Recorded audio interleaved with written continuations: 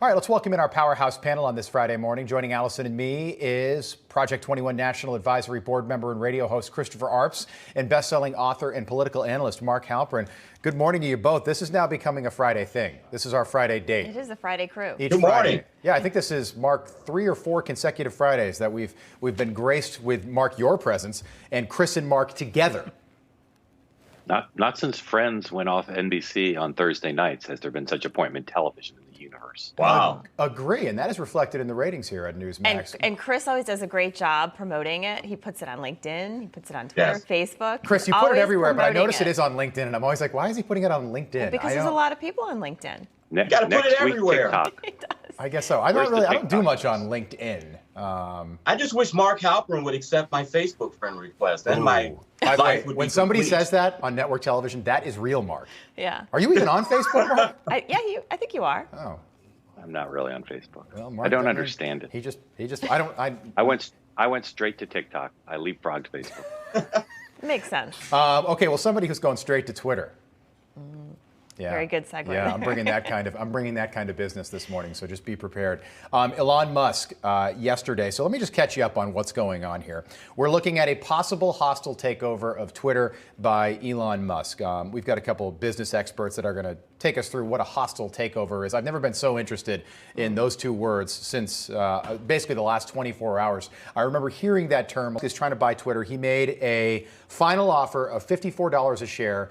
For a total of $43 billion, which, by the way, I think is way overvalued. Twitter lost over $200 million last year. It's not profitable like Meta is and other platforms. So $43 billion. He owns 9% of Twitter right now. But this just in, over the last about 15 hours, we're hearing that a private equity firm, very friendly to Twitter management, is trying to fend off Elon Musk acquiring Twitter to keep Twitter the way it is. Elon Musk yesterday during a TED Talk was asked during the Q&A if he has a plan B, if this private equity company does in fact buy Twitter, does he have a plan B? Take a listen.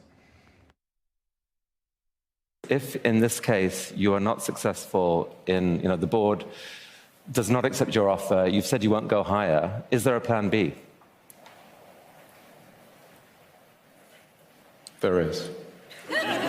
We would like to hear a little bit about Plan B. For another time, I think. Another time? Yeah. All right. Allison, what's your take?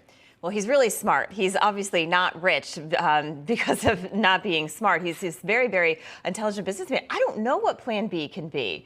I mean, he knows what it's going to be. But look, I think we saw yesterday after he made that announcement, the people on the left were literally melting down, right? They were so upset. And yet some people at Twitter, they're saying this company's private, we want to let everyone have their free speech. But now that he could potentially take over, they're scared that they can't censor people anymore. And that's the big thing, because he just wants people to have free speech. So I don't know. Maybe Mark, maybe Chris knows what plan B will be. If you're a journalist, Mark, and you're worried about somebody like Elon Musk taking over Twitter, you're not really a journalist. But what do you make of the developments over the last really 48 hours?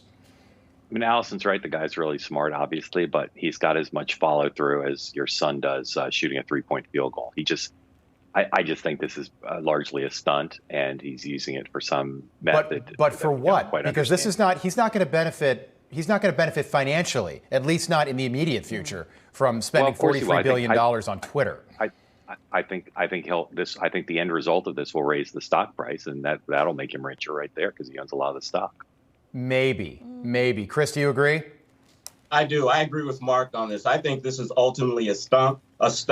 I think he is making a lot of money with the price of Twitter going up, the stock price the way that it is. And also, too, I read an interesting article in the New York Post where his fellow billionaire, Mark Cuban, is saying that this is really a ploy to, quote unquote, F with the SEC. If you remember, Elon had a little controversy with the SEC when he said that he was going to make Tesla private. This time, he's not saying that he wants to take Tesla private, that he kind of aims to, kind of changing the wordage a little bit. And Mark Cuban thinks this is he's just messing with the SEC, Mark that he Cuban's has no real intention to buy the company. Mark, go ahead. an enormous number of billionaires are childish. I don't really know how that is, but it seems to be the case. This guy, he just likes to toy with people. He likes to be in the news. He likes to do provocative things. So he likes to shake things up. but this and guy's he's annoyed also with Twitter. I'm annoyed with Twitter too. If I had his money, I would mess with Twitter as well. Exactly, but maybe he is righteous. Maybe he does have the best intentions in mind. Don't forget, if you become a billionaire, Mark Cuban, with all due respect, great businessman, owner of the Dallas Mavericks, love him on Shark Tank. He is not on Elon Musk's stratosphere. Elon Musk is so wealthy he could level. Imagine having $250 billion.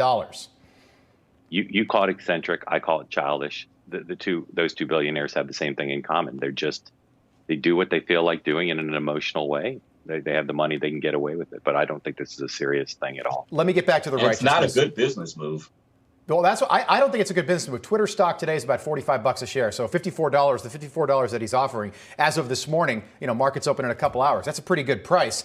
Yesterday, Elon Musk had this to say at that TED Talk. The American people need to trust the town square wherever that town square is. Take a listen.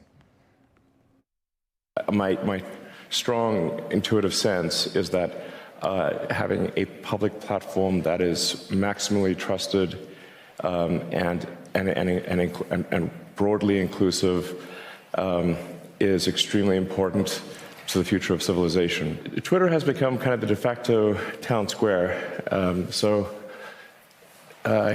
it's just really important that people have both the reality and the perception that they are able to speak freely with. So there's no sort of behind-the-scenes manipulation, either algorithmically or manually. Yeah, I think that's the big problem with Twitter, right? A lot of people feel that, we've seen it. It's not feel that you'll put content on Twitter and it's taken down, it's shadow banned. I mean, so now there's other alternatives, right? So there's Truth Social, which are where a lot of people went. Newsmax has an account there. That's where you can use free speech. You can put your ideas out. It doesn't get bizarrely taken Fox, down. by the way. Fox has made a point to say they are not going to be on Truth Social, on Donald Trump's social media platform. I don't know why. I don't know why you would do that, because these are possible viewers. But Newsmax, of course, I'm on Truth Social, verified. Allison, you're on the wait list. We're getting you off that. I know. Don't you know people? I told Kash Patel he's involved. Yeah, but there is. That shows there's this a wait is the soft launch period right now. But let me give you a list and just, then we can move on. But this Elon Musk thing, I think, will develop over the next several days. But I think the fact that Twitter is shaking in their boots. Don't forget, they had a day of rest a week ago Monday for all Twitter employees, so they could process what's going on with Elon Musk's hostile takeover of the company. Here are some names that have been banned from Twitter in the last couple of years: Donald Trump, Steve Bannon, Roger Stone, Alex Jones, Marjorie Taylor Greene, Michael Flynn, the Babylon Bee, which Plan B might be to put the Babylon Bee back on Twitter, by the way, Aubrey Huff, former baseball player, Charlie Kirk.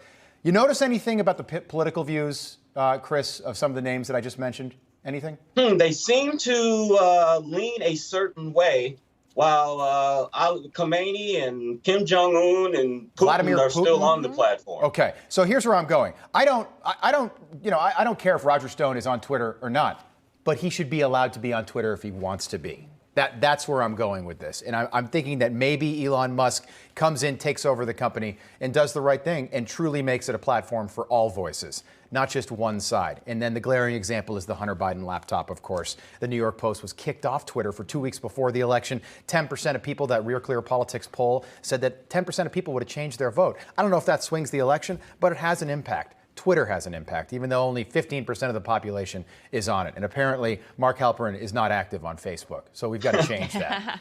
We've got to change that, Mark. But it's so important to be able to have both sides, because that's where the news builds their stories from. So I said this yesterday, but a lot of my clients why should we be on Twitter? Well, because the news will see you. So if you're picked up in the media, you can share that out. So that's why it's so important to be able to have both sides on this platform. Good points. All right, panel, we'll pick this up top of the hour. Looking forward to that.